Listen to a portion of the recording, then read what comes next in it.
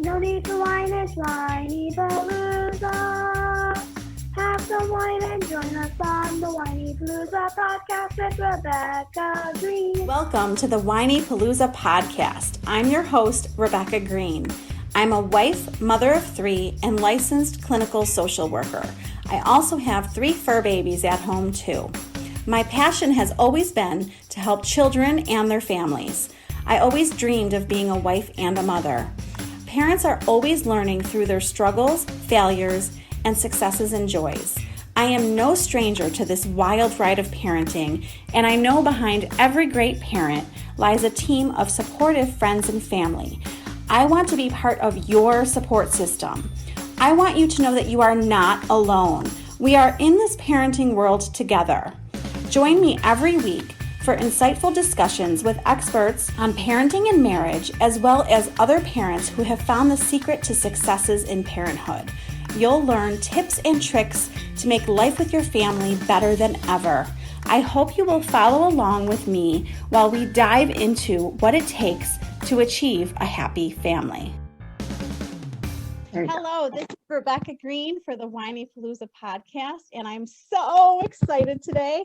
I have my book club with me, and my book club was my first podcast 7 months ago. So here we are 7 months later, and we read Shalom in the Home, which was a fantastic pick by Jamie. So I'm going to introduce them, and we are going to jump into talking about the book. So first up is Jamie. Jamie is a wife and mother of 4, plus 8 fur babies. She manages a very busy home on top of fitting in 2 part-time jobs at Bella Kids and Park Camp. She's super insightful, and I can't wait to hear what she has to say. Hi, Jamie. Thank you for joining me.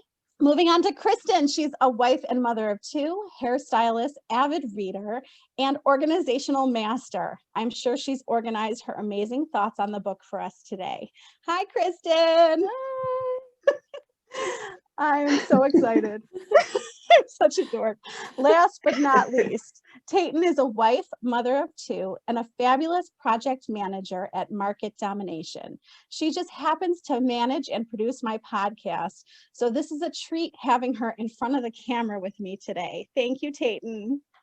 I know. Hello. And I can always edit out anything I don't like, right? she's in charge, so she can do what she wants with this podcast. And I got her in front of the camera today instead of behind the making it happen for me. So thank you, everyone here. I'm so excited.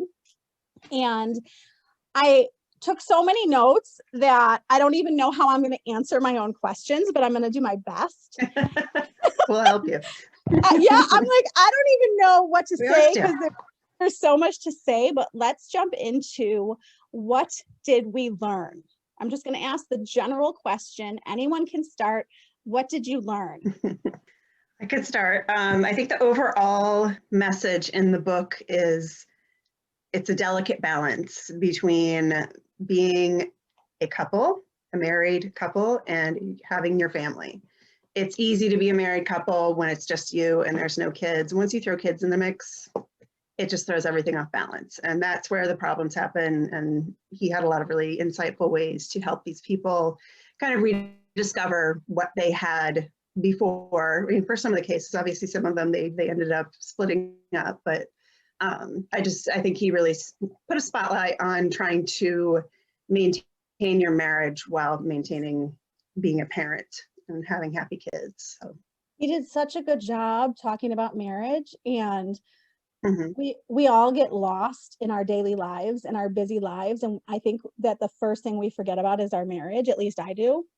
You know, I had an encounter today with Lily. I picked her up at theater and she was crying. And I'm like, oh God. I'm like, I don't have time for drama. I have so much to do. And I'm like, why are you crying? And she's like, because a girl said something to me that made me really sad. And she said, she had an old phone with her, you know, one of Seth's old phones.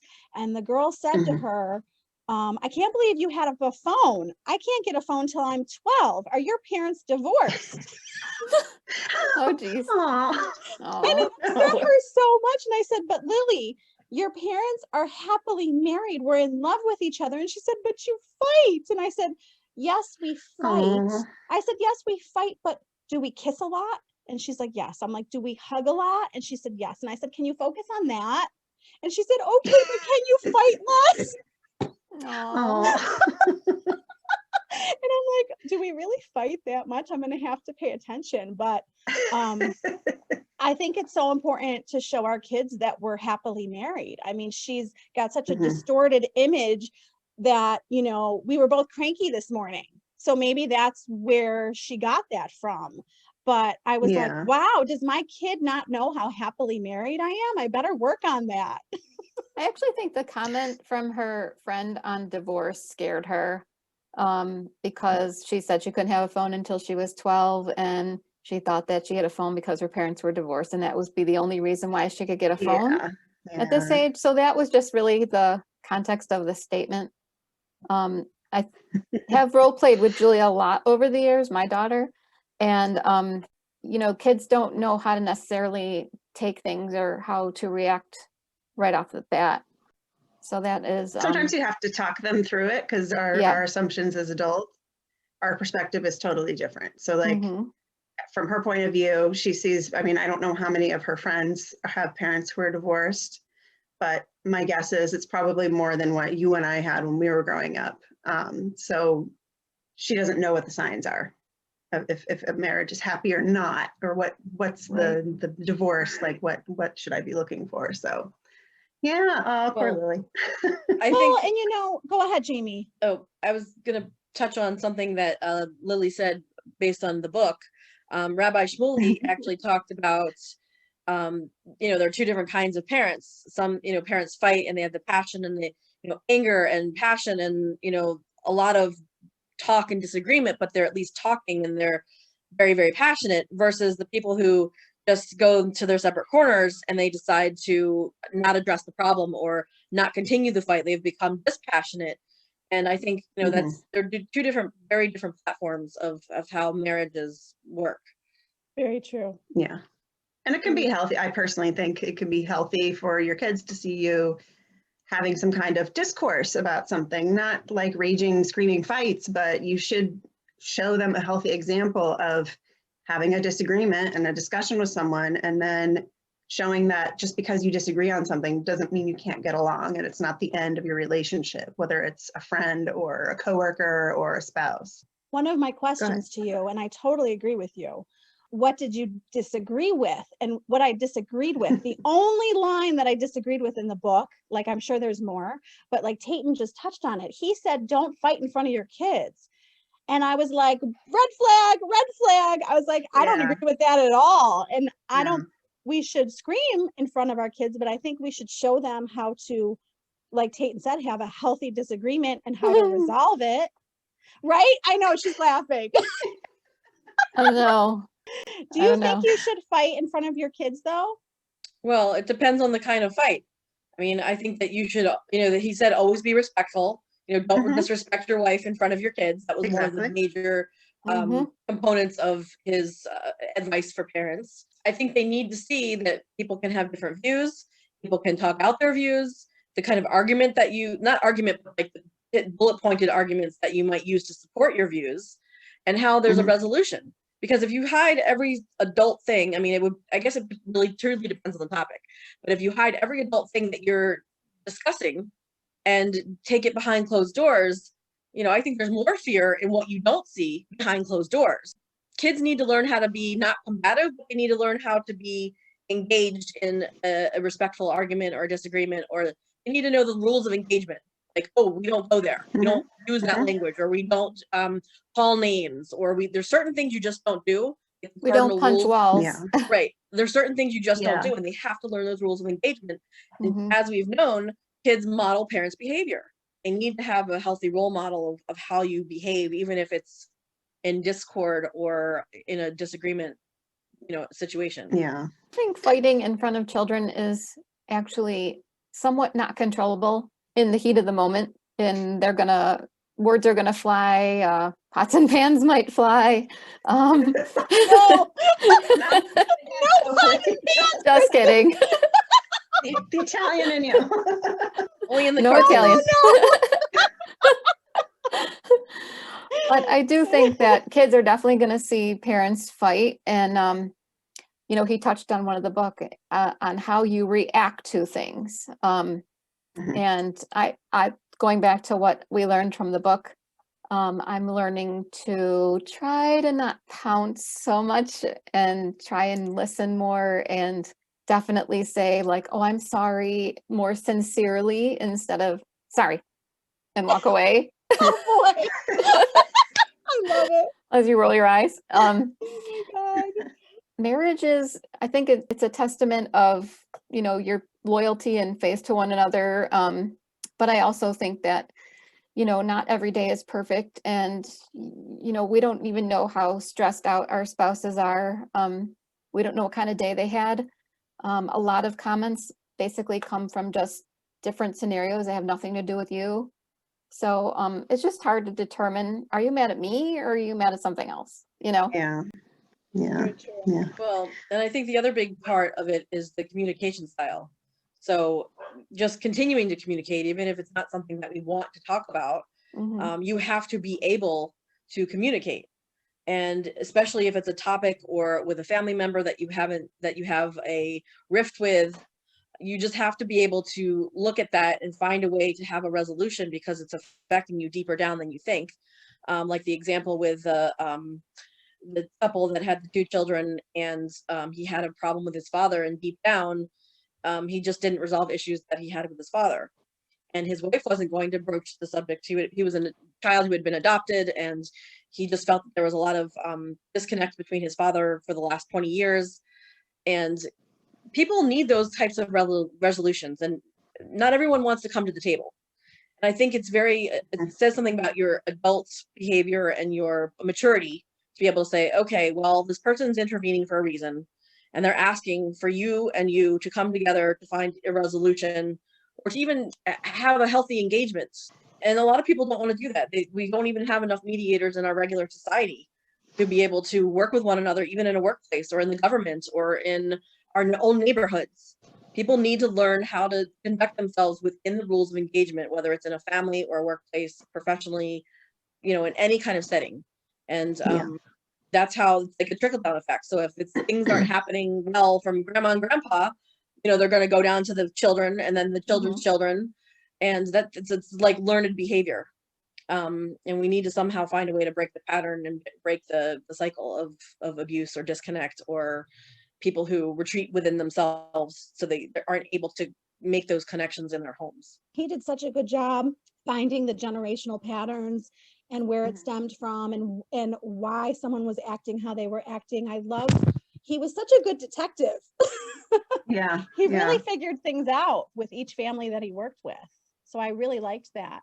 And I want to tell you guys that one of the things that I took away from the book that is so important to me is a reminder to me is how I'm talking to Seth. He said is how my kids are going to talk to everyone in their life. Romantic, not romantic. They're learning how to communicate by how Seth and I are communicating to each other. And, you know, one of us said in one of our conversations this week, one of us said that our children and our spouse deserve us to talk to them just like we would talk to an employee. And that resonated with me because we're so courteous to our professional peers and to our friends. And then we come into the house and where does that person go? It's like, we can't just let our hair down. It's funny they talk to each other like employees, because I have felt over the years that he does continue to talk like I'm the employee when he's done working. No, not that you know what I'm saying with the respect. I'm not Seth's employee. He can't. No, I'm kidding. Well, you have a kind of a filter when you're speaking with people on a professional level, where when you're with your family, you don't have that filter because you just assume that you're not going to hurt their feelings, or, you know, you can be totally 100% honest and open about whatever, which in a way you can, but you still have to think about what you're saying and how it's going to be taken. So I've learned through the years that you can't assume that people understand what you're actually saying, even the ones you live with. that you think that, Yeah, well, why don't absolutely. you understand what I'm saying? And I've said that recently, like 3 or 4 times, because I think that they understand how I talk or what I'm saying. I literally have learned that I have to say every little detail so that they understand what I'm getting at. It's true. And wait, he said that what was the percentage? I don't know if I can find 90, it. 10? It was like 90% our 90, 10. perspective, 90% our perspective on something. And our perspectives are all, the 4 of us would have 4 different perspectives. Mm-hmm. So it's so powerful how we look at things. And 10% is how you react. That's the one other lesson that I took from the book as well, in regards to the difference between what makes humans separate from animals, is that we have the luxury of choosing how we respond. We have that X amount of time of response time to be able to say, in my mind, this is how I'm going to deal with it. I'm not going to go to the neighbor's house and scream at her for something. I'm going to take a minute and see what I can figure out from this amount of information I have, and then go forward. Versus an animal who, like, you know, when you surprise an animal, the animal might turn around and bite you, or the animal might be scared and run off. Like, they have more instinctual, immediate responses to things, and they don't have the thought process of a human. And we have the ability to discern, you know, we have 5 choices in front of us. What are we going to do? And we can make split decisions like that, but we have the thought process to be able to choose the right thing. It's, you know, whether or not we have the fortitude to do so. Yeah, we don't always utilize that, but Right. Very true. Well, even kids, you think about it, your kids don't do that either. They have to learn that, to not just be reactionary, because they are reactionary at first. And then it's your job to teach them to, like, analyze a situation and know what the right response is and what a wrong response is, and try to find something that is appropriate. It's definitely a learned behavior. Yes. I forgot to bring it upstairs, but I bought all of us rocks in a bowl on the island, and all the rocks say something. So like courage, strength, peace, love, whatever. It's a bunch of rocks. So I'm trying to teach her coping skills and not to just react. So we started talking about the warning signs that you're going to react. You know, you're angry. Your sister said something that you don't like. You want to smack her. And instead of, she does, that's what she wants to do. So I'm like, now you have given her rocks. Just listen. I throw them. No, don't even give her that idea. She better not listen to this. But so I was talking to her about her choices of how she can pause and make a choice. And I said, so I want you to grab a rock, and I was showing her how I rub a rock and calm myself down and count to 10 and take deep breaths. So now I see her grabbing these rocks, and sometimes she'll say, I need a rock. Oh, Oh my God. She's hilarious. gonna have to take a rock everywhere she goes. She might. But at least I'm trying to give her tools, because she just reacts and flips out, and she needs to learn to pause and calm herself down before she screams at us. So I'm teaching her. I react. I use the rocks. I use the rocks too. I have one in my pocket. I mean, not right now. I was going to say the rocks could end up in the laundry. Oh, good point. Good point. I'm going to have to watch for that. So I wanted to touch on something that he said that I'm in semi-agreement with. He said, no one's allowed in your marital bed. He's very, I guess for me, like, you know me, I'm too easy, like I'm too easygoing. I'm too like, I don't like rigidity. And I don't like how rigid his rules are. Like, no one is allowed in the marital bed, which Seth has been trying to tell me for 16 years. So, you know, when I had babies, I wanted my babies, if they were sad, I wanted them in bed with me. So I don't know that I mean, like now I'm like, come on, you're 8 years old, go back to bed, you're fine. Yeah. But like when they were babies, I did not agree with him at all. I don't know. I never had babies in my bed. You never had only when they were sick, or like back when they're newborns and if you're nursing and they're eating like every hour, then in the bed is fine. Yes, I will say that. Yes, nursing, yes. It's a very, very slippery slope, because not everybody has the luxury of a twin bed in the baby's room with the crib, or let's go lay on the couch because the couch is downstairs.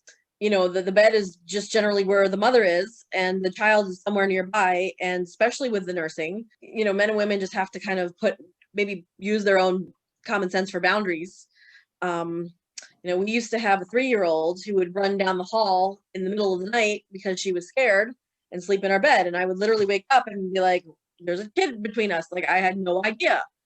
And I had 2 of those types of children who did that repeatedly, historically, for many years. I was one of those children as a child. Yes. And might I say to you, we have 4 kids. So those 2 children running down the hall did not prevent us from figuring a way to make 4 kids in the situation. But it is a very, very slippery slope. And you could create a bad pattern. But, as they get older, obviously the dependency lessens. So I think sometimes it's the dependency of the children. They don't always have the ability to self-soothe. And people need to actively work at it. I mean, marriage is not something you put on autopilot. And without the communication, if the man doesn't speak up or the woman doesn't speak up, we just do what is easiest or what's usually best for the situation at the time. But children shouldn't be sleeping as a rule. They should not be sleeping in the parents' bed every night. That's ridiculous. Yeah, not daily. Yeah. Not daily. And we were always very adamant about it just being, special occasions. Like I said, if they are sick or if they had a really bad dream, but they never stayed in the bed the whole night. Like, it was just for a little while till they calmed down and then they went back to their room. Or mom never stayed in bed the whole night. Used to that. Yeah. My son got used to that and knew, but I remember for a couple of years, he would come into our room in the middle of the night while we were sleeping. Like, I would wake up and he'd be asleep on the floor on the pillows. Like, he didn't get up in our bed, but he just didn't want to be by himself. So, well, and the other thing I noticed with many of these examples of the children sleeping in the bed is that it was really, these examples that were used were of singular children. So I'm thinking, really, you can't control your 3-year-old? I mean, I don't know that was the most, the biggest example or the best example, the most shiny example of what to put in the book. But I think controlling a 3-year-old and put them in their own bed, I think that's very easy compared to all the other problems that families have in multi-children households. And it's about training because they're very easily trained. You have to figure out how to make them self-soothe. The best phone call of the whole book was Jamie calling me and saying, come on, you have 1 kid, you can't control your 1 kid. You only know what you know, right? Was that the guy that was videotaping every moment? Yes. And they couldn't get him to go to sleep and they didn't have time together. And he spent 100 hours editing the crazy. I think anyone could see that was an obvious, we can point to the reasons why there was a problem with the kid. Yeah. I'm trying to remember how that worked out with them. He was videoing the kid too much and he started he wasn't engaging with the kid. Everything was through the lens of a camera, which is a huge red flag. Like, you're going to have problems if your kid's acting up because you're not actually giving them attention. Yes, you're filming them 24/7, but it's more of a vanity project for the parent than it has anything to do with the kid. So, and I think he fixed it in quotes and had him do it less, right? I think he started filming less. More one-on-one time with no camera, fewer things. And I think the kid had expressed certain things about not wanting to be on video all the time. So yeah, you got to ask your kids, do you like this? Is it okay? I mean, well, that's a very perfect example of exploiting your child. Like, who would do that? Yeah. Are you trying to land a movie role? Are you trying to get cast in something?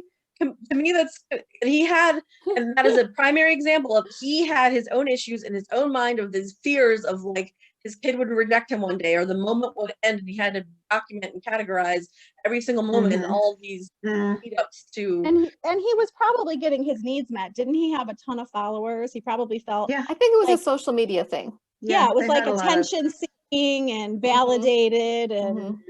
He wasn't getting his needs met at home, so he was getting his needs met in a different way. It was just very destructive, that whole scenario. And anyone could have seen the direct root of where the problem started and how to fix it.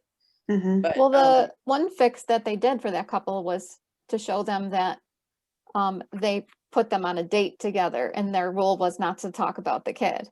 Yeah. So that's a tough one. That was Isn't that hard when you go on a date and I'm like, okay, we're going to go on a date. and we're not allowed to, you're not allowed to talk about work, and I'm not allowed to talk about the kids. And then the two of us are like, wait, what? Joel's response will be, okay, so what do you want to do later? Right, exactly. Which brings me to my next question. We were talking about this a little bit, Tayton, earlier, just for a couple of minutes. He talked about not letting your teenagers date. Do you remember that part? Yes, yes. And I was joking with Lily yesterday, and I was like, you are never going to be allowed to date. I'm never going to let you date. So what are your feelings about teenagers dating? What do you think about what he said? I think you need to know your child. This is one of those things where different kids might have different rules. Sorry if you don't like it, but that's the way it is. If you know your child is level-headed and not likely to, fall to pressure on, having sex or whatever, which you can't really predict, because there are plenty of circumstances where a girl who otherwise you thought would make the right decisions didn't. I mean, kind of all goes out the door when your heart is involved when you're that age. But it's a matter of knowing your kid and not letting them just have freedom to spend any amount of time with this person alone. There are rules that you can put into place and allow some kind of dating. Or you might have a kid that you just really don't think that they would be able to do it. But I think when you make a rule where they can't do something, they're just going to find a way around it. I was going to say that. It'd be better to be in charge of the situation than just an all-out ban and know that they're just going to try to circumvent it all the time. And on the structures and foundations of your household, because in his household, he's an observant, Orthodox Jewish father. And obviously he says he treats his daughters as the apples of his eyes. They're all daddy's girls. They know what their expectations are. They know what they're probably looking forward to in their adult life. Kids be kids as long as they can, because we do rob them of their childhood when we put adult pressures on them. And, those expectations are really, they have an understanding. I don't think his daughters yearn for things outside maybe of their own culture, unless there's I'm sure that there are people, and there have been people who have left their extremist type of culture for a different type of life. But you have to be able to instill those things in your kids and have those discussions early on. And the parents, even more importantly, the parents have to be on the same page with the expectations, and one can't undermine the other. Like the right hand always has to know what the left hand is doing. Yeah. And in that one example with those two parents, because they were divorced, father had absolutely no idea and no control. So the daughter didn't even realize she was being disrespected, and the mother failed to even have any power to do anything about it or change it or prevent it, except to let the father back into their lives. Yeah. Well, and in that example, the father wasn't giving her any attention, so she was finding her validation and her attention from a boyfriend. So, and it didn't work out in her favor. No. Not in this situation. But I will say, out of the four of us, I have the oldest daughter who has been in a relationship for 3 years. Wow. At first, the teenage years, like the young, like girls, I always say girls like to complicate things, and boys can't say one thing right. So, so true. I just will knowing say what that, Max has gone through at 14. So tell us more. I'm sorry. No, it's okay.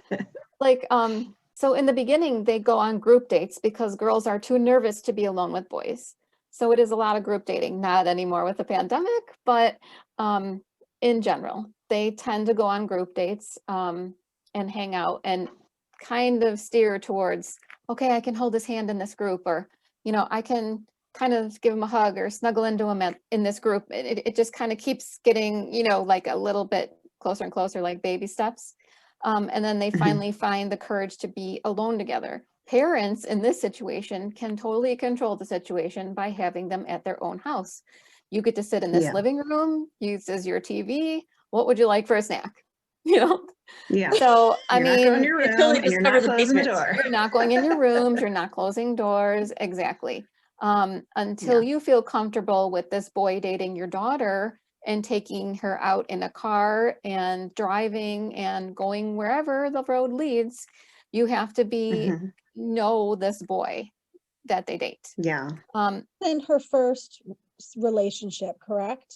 No, it's her second, but now they've been together 3 years. So she claims he's the one. When did she start dating in high school? What age was she? Was she 16? I think she was 16. 16, 17, 18. Yeah. See, my daughter's Well- 16 and not interested in any boys that I can tell right now, Well, but she doesn't really talk about it. Yeah. But Zach the is not her pandemic first too is boyfriend, kind of a but- damper on social life at the moment. Yes, So. yes. I don't know, Yeah. 16 seems so scary to me I was dating at 16, but I feel like looking back, it was too young. Well, and in Well, today's society, kind of. it's even more advanced because kids obviously know more at a younger age. They Mhm. do more at a younger age. Mhm. Parents are giving them those freedoms to do more at a younger Yeah. age. We all have basements that have nice, comfortable couches, Mhm. and they just have more freedoms to go and have the autonomy to be outside the home more often. Yeah. Personally, I feel that the whole dating situation, a 16-year-old, if you pick a group, some are going to be more mature than others. Mhm. Be able to manage those feelings and emotions, and being able to be an upstander to the pressure, to know what's a good idea, bad idea. So you have to sort of gauge in your own child what if that's a appropriate choice. Exactly. Agreed. The maturity level of them, like there are kids who are 16 who act like middle schoolers, and there are kids who are 16 who act like they're 23. Obviously, the one who acts more like a 23-year-old and is probably leaning toward getting sexually active, that's the one you might not want having dating or going out without being supervised. You can date when you're 30, and I always laugh. I'm like, that's a little old. We're not going to say 30. Like to have It's hard when it's grandchildren. your babies. Oh But my it's gosh. so different when it's us and we're like, we can go here and there. And, when we were growing up, we didn't have all this texting, and find your phone. You knew exactly where your child was without even texting them because you know Mhm. their location. Yeah. Now, like, that's today. Now, like when we were growing up, they didn't have that, and thank God. Well, the one very poignant thing that Rabbi Shmuley did say about this particular example is that sometimes he stepped in for the daughter when the father wasn't present, but he needed the father to step in with the boyfriend and to have that conversation with the boyfriend man to man, because men know things that other men understand. And that's not to be sexist at all. This is not a conversation that, if it has to happen between the mother of the girl and the boyfriend, then it has to happen that way. But in all reality, a man-to-man conversation about someone's daughter is all that needs to be done to get the boy to understand what his parameters are, what his expectations are, and what the limitations are. And I think that conversation probably needed to happen well before all this activity happened for his daughter, because it's a righteous shame that she fell into a terrible situation. And this boy wasn't even a respectful kind of kid. And so, she wasn't even with the right boy to begin with, but all of that could have been prevented if the father had been more present and had set the limits. The boy also has to be willing to listen. Yeah. Well, true, but no one's going to be able to gauge that better than a male role model, because I don't care what anybody says. A teenage boy only has one thing in mind. And if the teenage girl in question who's involved with that teenage boy doesn't realize that, she is in for a very rude surprise. Mothers teach your sons, no means no. You are a gentleman at all times. Mm-hmm. You open doors, you close doors. You make sure that they're not going to get hit by a car when you're walking down the street, et cetera, et cetera. No means no. Yelled at Max when they got out of my car at school. He just took off. There was no like, open the door for your sister, wait for her, walk with her to the building, open the door for her. She has a backpack that weighs more than her. You don't even think to help her? Why do I have to teach you this? Yes, I agree. We have this problem at home with my daughter, just with when I'm holding the door open for her, it's so she can grab it and then go in. It's not for me to stand there and let her in. Like, oh, let me hold doors for you everywhere I go. She does not hold doors. It drives me crazy. Teach them. It's Every kid something could you do learn have to to teach hold the a door for kids. somebody. Well, and Yeah, you said, Kristen, that even teaching them please and thank you goes so far. Yes. You know, when they're going to the house, I always say, remember to say please and thank you. I can't believe how many kids don't say please and thank you. It's just so thank important. you for having me over. Yes. Yeah. Thank you for, like, we go out to dinner. My kids are saying thank you to Joe for taking us out to dinner. I've always said thank you for dinner. They say thank you for dinner every time. Even if we just order out and bring it home, they say thank you for dinner. Aw. It's like I grew up with my parents using manners all the time, and it just stemmed. But please and thank you go totally a long way. And it goes into the point of about the chore charts and the things you want your kids to do. Could you please take the garbage out instead of, you got to take the garbage out, it's overflowing, you know? It goes a long way. And I text my kids, your washer, the wash in the washer you put in there stopped. Don't forget to switch your laundry before you leave. Or, I mean, I'm saying it nicely and they say, okay. Or, you know, I'll text Joey, go, please take the garbage out. And when you're out there, grab the mail in the mailbox. I'm always saying please in my text messages, so it doesn't come off as I'm nagging. Right. It does The go, nagging thing Which was something works we if talked they about. know what the expectations are. If like with my kids, they might not have the expectation of doing those things because I'm bad and I don't have them do them regularly. And then they'll take it as the opportunity to say, no, I don't want to do that. I give them time to accomplish the goal. Like you have to be kind of lenient. They're not gonna just come up because you texted and said, you know, oh, I got to do it right away. You know, how to give them, you know, a leeway. Well, and Jamie was going to talk about nagging because I think we get caught up in nagging, and he said, inspire your kids. Don't nag your kids, inspire your kids. So Jamie, what were you going to say about nagging? I was just going to touch on the point that, and I don't remember what example that came up in the book, but, you know, we don't always want to have our experiences with our kids limited to just nagging them or telling them what to do or giving them responsibilities. We have to vary our experiences with them so they're not afraid to come to us with a problem or a situation, because they think they're worried about how you're going to react or they're fearful of how you might react. Right. So we can't be the parent that's always riding their backsides for all the things that need to be done, but it's also, you know, in support of, or, you know, you're the best kid in the world, but, you know, best kids, you're the best, strongest kid who needs to go take out the trash. Do say that. You're so strong. Can you bring this in for me?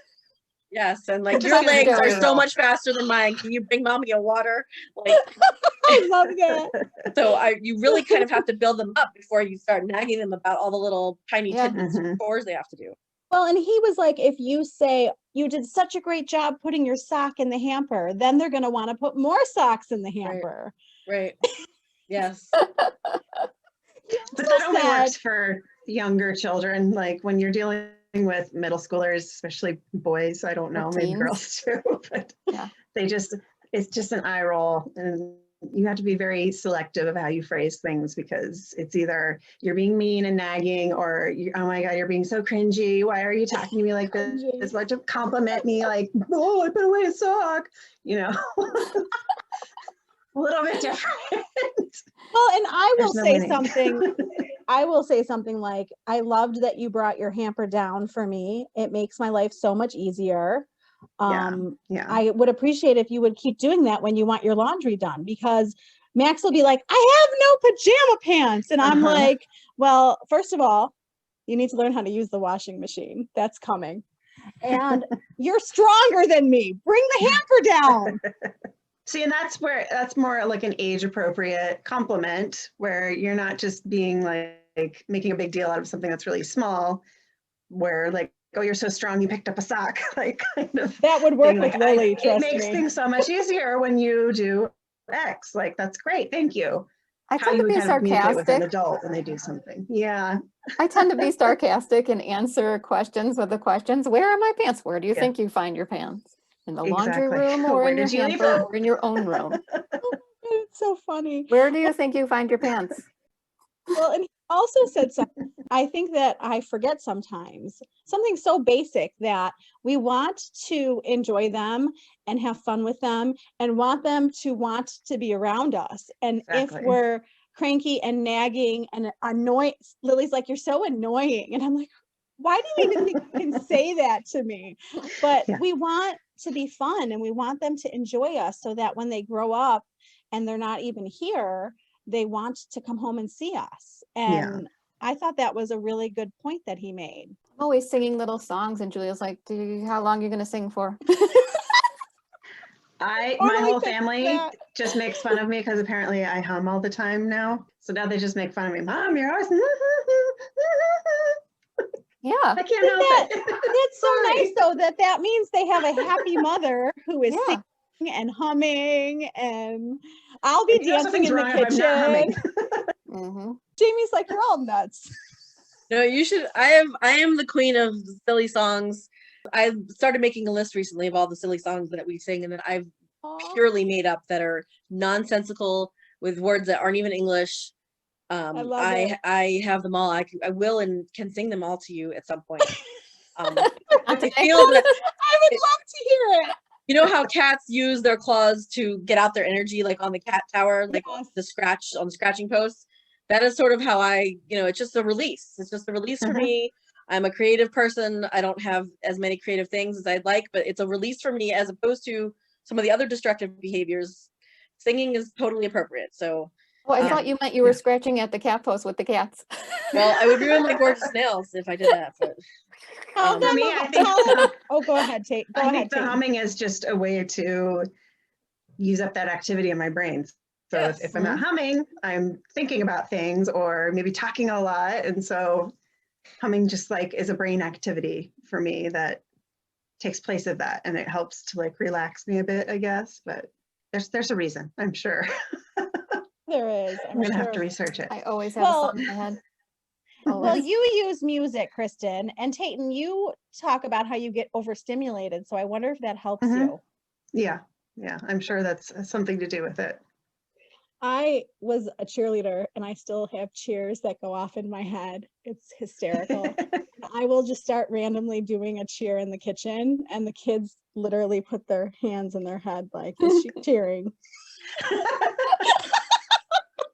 Yes, I am cheering. Why don't you join? Oh my gosh. Oh, Well, yes. is there anything else that you feel is super important for us to discuss from the book? My little sticky notes. Music. Let's talk about music while we're on the subject. I opened right to it. It's the language of the soul, and song is the melody of the heart. We should not only be listening to music on the radio, but singing at constant celebrations with family and friends. So yes. That's a nice one. Yeah. Mhm. And he did mention making things joyous for your children, throughout their lives. Not every single day, but like making occasions joyous, making celebrations joyous.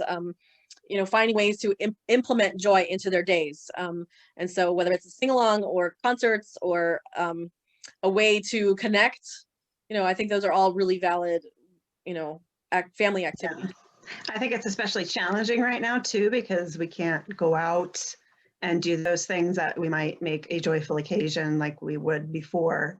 Right. And maybe even it's harder to find reason to be joyous when we're like in each other's presence constantly. Maybe just a little more irritable than usual. So Well, and yeah. and Jamie and I were talking about that.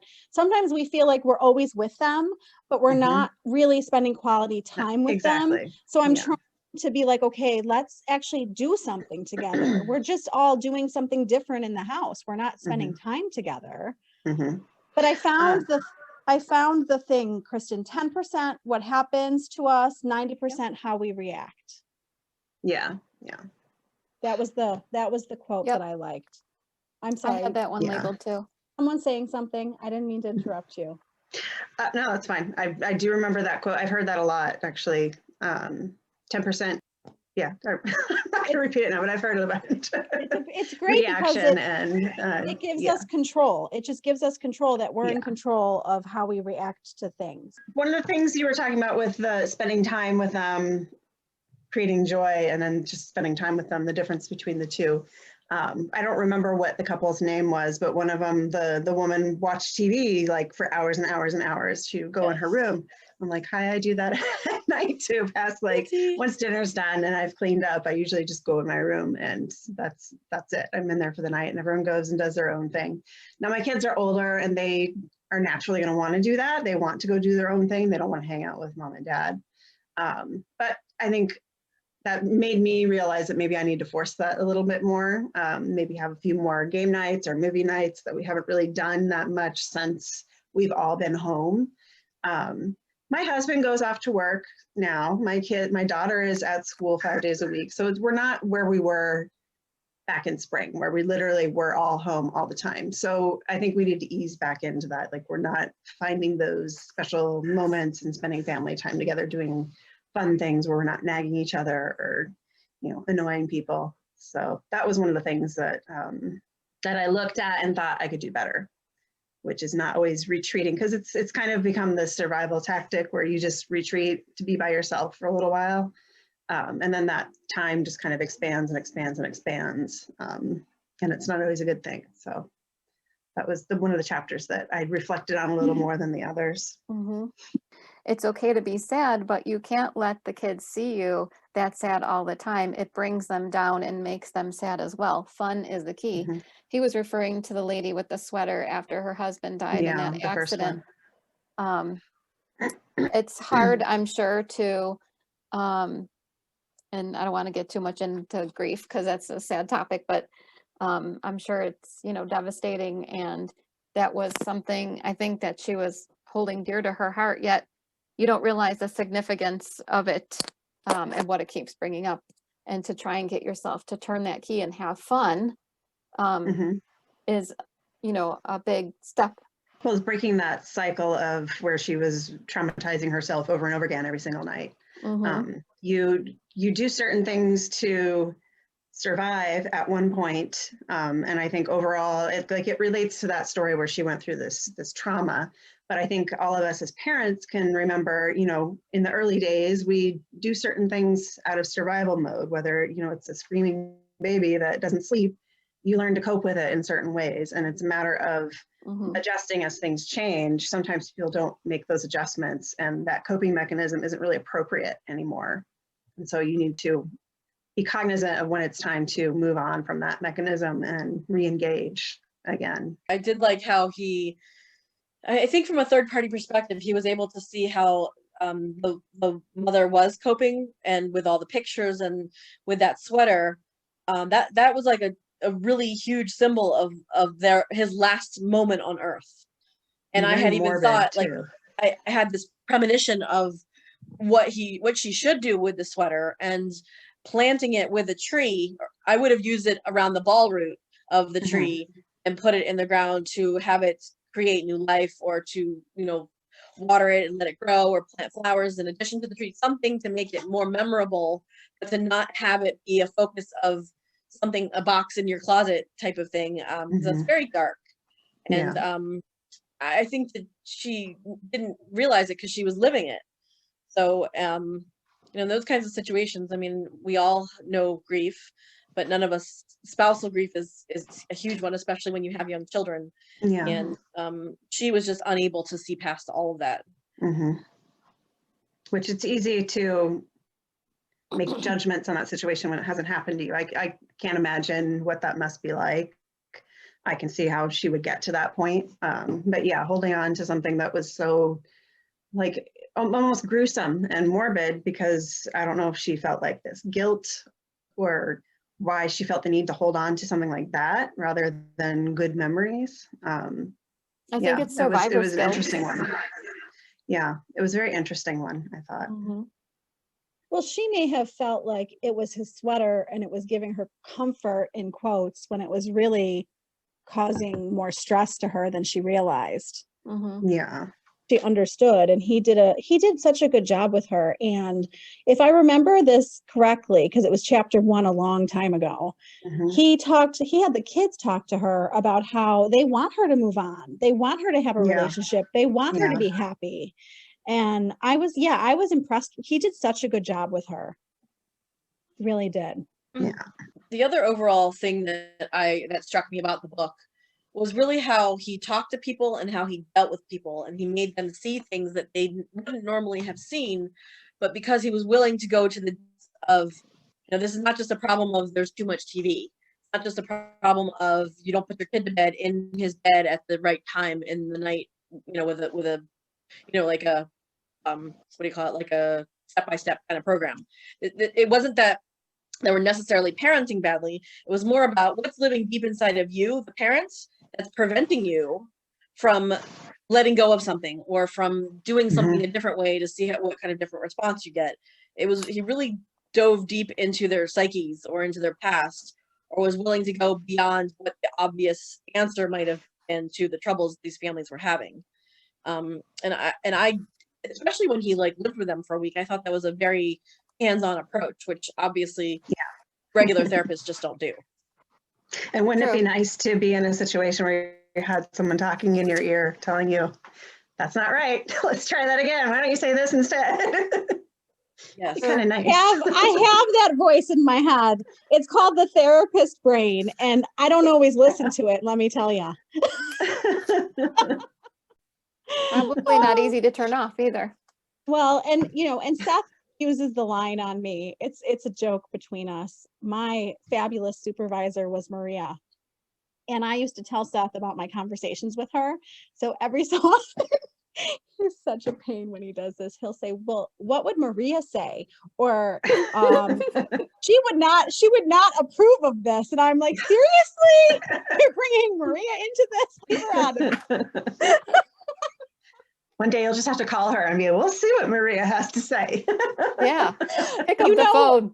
When I had, you probably remember, I posted the roses that Seth sent me. It was a Friday, and Thursday I had such a bad day with Lily. And so Friday, these flowers were there just to make me feel better and give me some more energy. And I literally I was like, maybe I'm going to call Maria for a therapy session. I literally had the conversation with her in my head without calling her, and then told her that. I was like, I already did the therapy session. I already know what you're going to tell me.